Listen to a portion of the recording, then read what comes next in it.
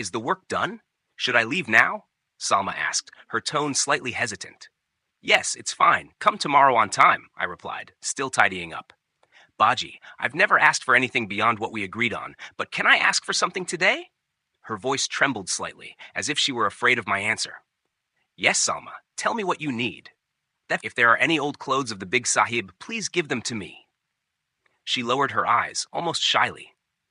Big sahib's clothes? What will you do with them? I asked, taken aback by her request. Baji, tomorrow is my husband's birthday, and I want to give him a gift.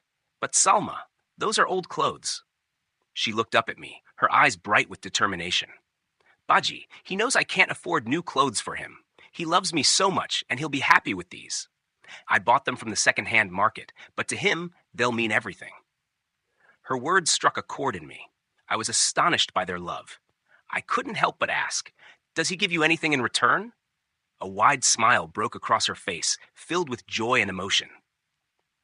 Oh, he does. You know that cat you have? I adore it. One night, we were lying together, and I told him how much I liked your cat. The next day, when I got home, he had brought me a cat. It's not as cute as yours, but Baji, it means more to me than anything. You know why? Because I know he's terrified of cats. I can't believe he caught one from the street and brought it home for me. When I got home, he was feeding it milk. We haven't had milk ourselves for ages, but he somehow found it, just because I like it.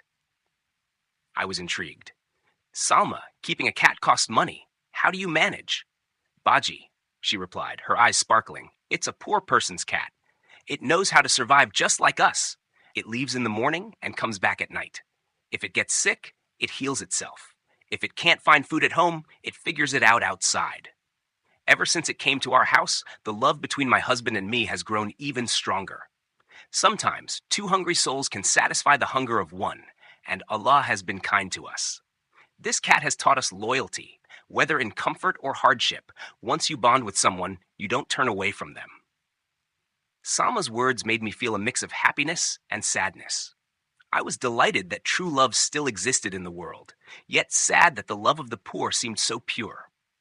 Here I was, rich and envious of her simple life. This luxurious sofa felt like a cage. I longed to be free of its confines. To keep the conversation going and distract myself from my thoughts, I asked, all your points are valid, but don't you think having wealth makes love even more enjoyable? She looked at me, surprised, and I quickly added, look, a wealthy person with a car or motorcycle can take his wife anywhere, anytime. Salma smiled patiently. Baji, when you sit on a motorcycle with the big sahib, you just hold him around the waist. In a car, you don't even do that. But when I walk hand in hand with my husband down the road, we hold each other's hands with such pride.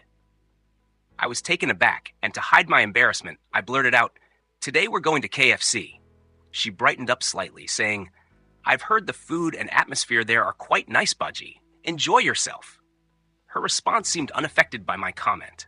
Wanting to provoke her further, I asked, what do you do when you feel like eating something good? Baji, every meal I have is good. After tasting the delicious morsels made by Timur, I have no craving for KFC. I've heard that when there's no peace in life, people go to KFC just to fight. Once again, she left me speechless. I had no response. Hesitantly, I asked her one last question. Salma, where does all this come from? Baji, it's all a gift from our merciful Lord. But trust is essential to receive anything. Trust shows how much you rely on Allah. Trust doesn't depend on whether someone is rich or poor. Happiness isn't tied to wealth or poverty either. Happiness belongs to everyone who has faith in their Lord and knows how to find joy in the little things. Baji, when I got married, I remember sitting there as a bride, feeling all the hopes and dreams swirling in my heart. Timur came and sat beside me, and I couldn't help but laugh a little. It was a love marriage after all. I teased him about how he used to urge me to marry him, but now, here I was, right in front of him, and he wouldn't even lift my veil. His silence struck me as funny at first, but then it turned my laughter into tears when he hesitantly whispered, Maim, the bridal gift. At that moment, it hit me hard. A man who goes to work even on his wedding day, how could he possibly have a bridal gift to give? I was overwhelmed, tears streaming down my face, thinking of how helpless life can make you feel. I was so thankful my face was veiled. If he had seen my tears, I swear he would have carried that burden with him for life. It's so simple for a rich man to show his love, isn't it, Baji? Just a car, a ring, a fancy phone? That's all it takes for them to prove their affection. But for a poor man, it's a different story entirely. They have to give their very essence, their lives, to prove their love. History has seen this countless times, but I promise to change that narrative. I will defy traditions. I will stand against all customs. I will be the woman whose love is untainted, pure from lust, greed, lies, betrayal, and the shackles of wealth. As I thought of this, I instinctively wiped away my tears, a skill I've mastered since childhood. With my veil lifted, I gently laid him down, resting my head on his chest. His heartbeat felt like it was about to explode, and I whispered, "Thank you, Timur." He looked at me, a mixture of surprise and confusion in his eyes, asking softly, "For what?" I replied, "For such a beautiful bridal gift. I've longed for this moment. In every prayer, every prostration, I asked Allah for you. And now you're so close that I can even feel the warmth of your body's fragrance. What more could I possibly want?"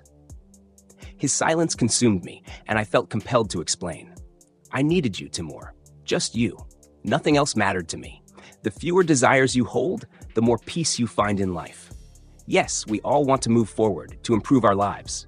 We need and deserve the basics of life, and I understand their importance. Together, we'll strive to meet our needs. But until then, let's embrace each other with patience and joy. I clean in grand mansions, Baji, and I've seen people suffocating in those so-called airy palaces. Human desire knows no bounds. It's a never-ending cycle, always demanding more. Their hunger is like a raging fire that never cools. So whether we have little or much, it doesn't matter to me. Allah has provided what I truly need. You are my purpose, and everything else is just a means to that end. I am so incredibly happy today to have achieved my purpose. Truly happy, and I will always be.